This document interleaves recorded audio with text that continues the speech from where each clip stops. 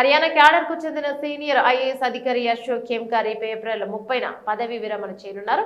తన దాదాపు 34 ఏళ్ల సుదీర్ఘ సర్వీసులో నిజాయితీకి పేరుగాంచిన ఆయన మొత్తం 57 సార్లు బదిలీకి గురై తరచూ వార్తల్లో నిలిచారు. 1991 బ్యాచ్ కు చెందిన ఖేమ్కా ప్రస్తుతం రాష్ట్ర రవాణా శాఖ అదనపు ప్రధాన కార్యదర్శిగా బాధ్యతలు నిర్వహిస్తున్నారు.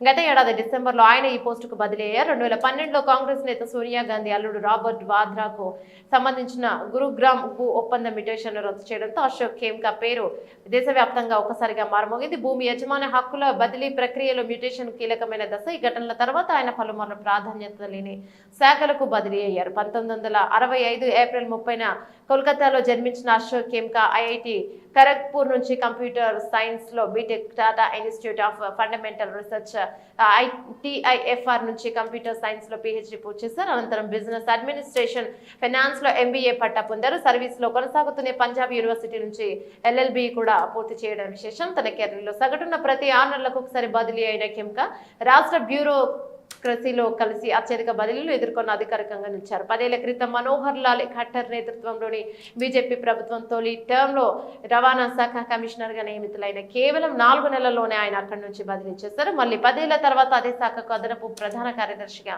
బదిలీ కావడం గమనార్హం. గతేడాది జనవరిలో అప్పటి ముఖ్యమంత్రి మనోహర్ లాల్ ఖట్టర్ కు ఖేమ్కా ఒక లేఖ రాశారు. రాష్ట్రంలో అవినీతిని సమూలంగా నిర్మూలించడానికి తనకు విజిలెన్స్ విభాగాధిపతిగా అవకాశం ఇవ్వాలని ఆ లేఖలో కోరారు. అవినీతిని అంతం చేయాలనే ఉత్సాహంతో నా సర్వీస్ కెరీర్ ను త్యాగం చేశాను. నా సర్వీస్ చివరి దశలో అవినీతిని పెకిలించడానికి విజిలెన్స్ విభాగానికి నాయకత్వం వహించడానికి సిద్ధంగా ఉన్నాను.